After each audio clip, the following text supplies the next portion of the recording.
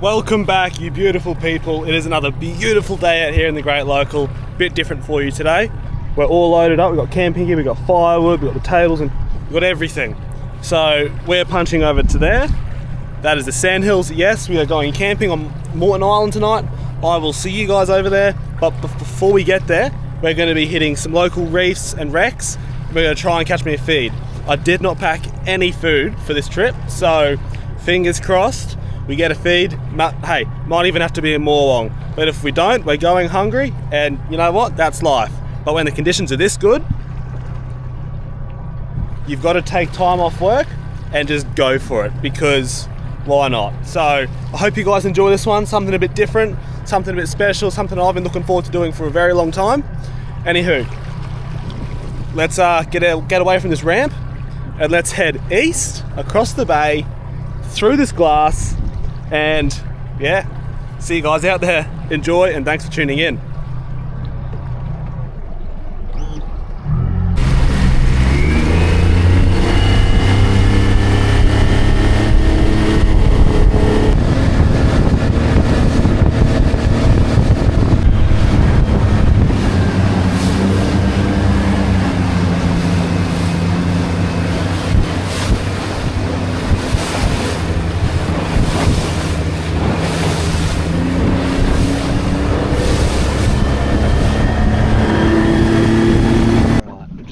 Spot, we're going to jump in, we'll see what we can do. It's fingers crossed, going to be pretty healthy, so I'll catch you guys in there.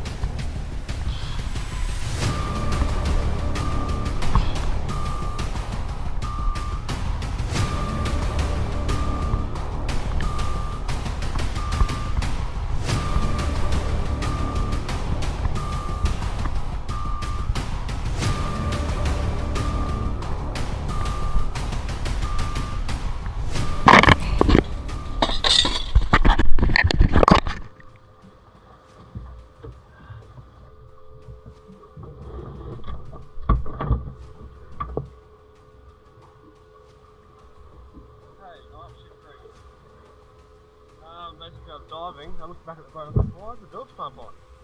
My bung's down. So I'm currently beached on Peel Island with my bilge pump going full. It's barely gone away. Here's the predicament, guys. This is not. I was over there having a spear, look back at the boat and the bilge pump's going. I'm like, this is not okay. So I got back to the boat and I realised after I looked at it, the bung's gone. In the back of the boat, the bung is gone. It's just a hole like this. And now look at us.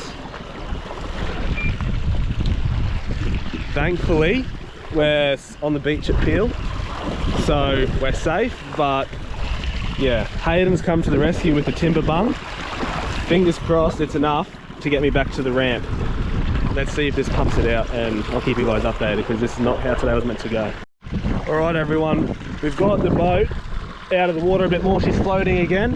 What we're going to do, rain's coming in. I've got my mate coming to meet me at the boat ramp at Raby Bay. I'm going to pack up my boat, get everything ready to go and nice and tight. We're going to turn this around and we are going to pin it flat stick all the way back to the boat ramp where I'm going to meet my mate with a new bung. Then I'm going to turn around again and head straight back to Moreton. But we're going to head straight back to Moreton and set up camp. So wish me luck. Watch this. Let's do it. Alright, we're moving. Not as fast as I like. Still got water on board, but we're flat stick. And we're coming back to the ramp. Got my buddy meeting me there. He's going to get me the bungs I need and meet me there. I'm going to put him in, let the water drain out, and then we'll head back out for the rest of this mission because I'm not done yet. I'm not going to give up that easily.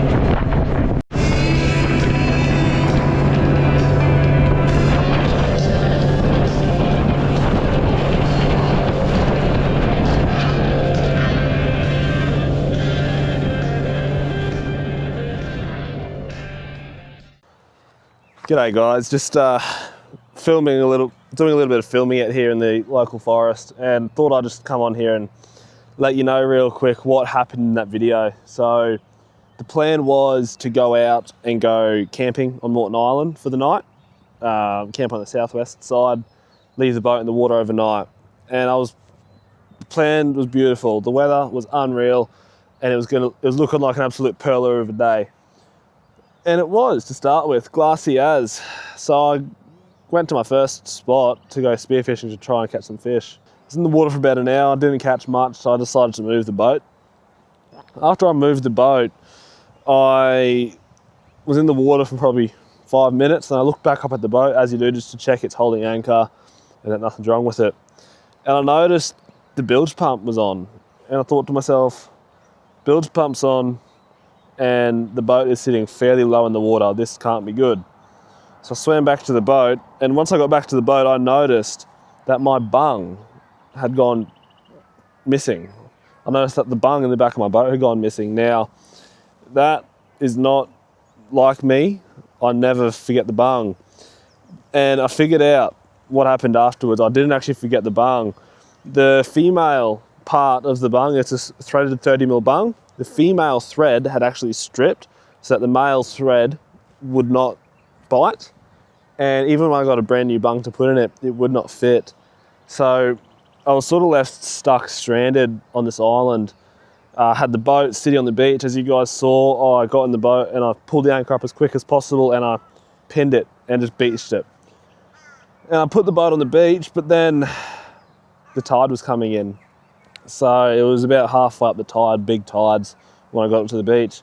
But what that means is the boat filled with water and it sat on the sand, and the tide would just come up and it was going to engulf the boat. I don't know about you guys, but there is nothing worse than your boat, your pride and joy, and just sitting there watching it get engulfed by the sea, and there's nothing that you can do about it. And I was feeling pretty defeated at this time. But then, out of nowhere, there was a little dinghy came to the beach. Thankfully, I wasn't too far away from people. And this dinghy was carrying two blokes, and one of the guys in it was Hayden. Now, Hayden was an absolute lifesaver. What he didn't have anything in his boat, but he actually went around to all the other yachts that were in the area, and he asked for anyone if they had anything that I could use to help slow the water down so I could give the bilge pump a head start. Now, Hayden, the absolute legend that he was, he managed to find from a nearby boat a piece of wooden bung. It was about that long, about that round, and it had a taper on it. And I was lucky enough that he brought that over to me, and I had a hammer on board because, of course, I was packed to go camping. So I smashed the bung in the hole, the piece of wood in the hole, and that didn't stop the leak, but that slowed it down drastically to the point where I was able to let the bilge pump catch up. I sat there for half an hour while the bilge pump just pumped the water out of the hull. The water was halfway up, it covered all my electronics, it was not fun. So yeah, so I got the water out of the hull, but then the next issue was getting back to the ramp. Now, I don't know if you guys know much about boats, but when you try and get on the plane with 1,000 litres of water in the hull, it's not going to do it, is it? And I was by myself, and I was loaded to the brim with camping gear. So after 3 or 4 attempts of leaving the beach, pinning it, going left, right, trying to get the weight forward, trying to get it on the plane, and having quite a number of failed attempts, I finally got it on the plane, and I just sent it. I opened the throttle wide open, and I sent it for the home ramp. Now, before you say anything, yes, I did radio VMR in the VHF. This is why I always have a VHF for scenarios like this. They were going to be about 2 hours to get to where I was. Now, I made the executive decision to try and get the water out, and for that it would be safer for me and financially more viable for me to get my boat to the ramp than to wait for them to come to me. Because what would have happened was that in that 2 hours that I was waiting for them, that tide would have come up, it would have swallowed the engine, would have swallowed the whole boat, and I would have been up for an insurance job and probably a brand new boat. So I made the executive decision to go, and I got back to the ramp, only just sat on the ramp, and I called a mate, and a mate came over to help me. He lived down the road, so I called him, and he came and helped me and brought me some parts, which I then figured out weren't going to work. So he put the boat on the trailer and abandoned that mission. I didn't film too much because I was freaking out, obviously, and it started to rain, and it was just, that was my first experience having proper dramas where I was in a bit of strife. But at the end of the day, I was safe. I got to the beach safely, and the VMR did a great job. Their first priority was me. Once they knew that I was safe, they were like, okay, let's take a breath and let's sort out what's going on. So big thank you to the VMR. The lady in the call tower, unreal. She got onto things straight away and got the crew ready. Thankfully, I was able to radio back and call the crew off because I was able to get on the plane eventually. But yeah, just a little warning to you guys. If you're ever out on the boat by yourself planning these big missions, I got extremely lucky that I found that out during the day whilst I was spearfishing and able to do something. If I'd gone camping and left the boat anchored overnight, who knows what would have happened. I could have woken up and that boat could be on the bottom of Moreton Bay with all my belongings in it, and I could be stranded. And I was solo too, so it just goes to show how important it is to carry multiple modes of communication, as well as flares and an extensive toolkit, housing special bungs, or housing spare bungs, silicone, flexi seal, even some JB weld if you're in a tinny. But anyway, that's my 2 cents, guys. So bit of a short one, didn't go too well. We will be back out there very soon, and we will redeem ourselves. We will go back, and I will make sure that I'm going to go on this trip and I'm going to have a good time, because I'm not going to let one little mishap and one almost catastrophic failure be the end of my mission. So until next time, I'll see you on Born to Live.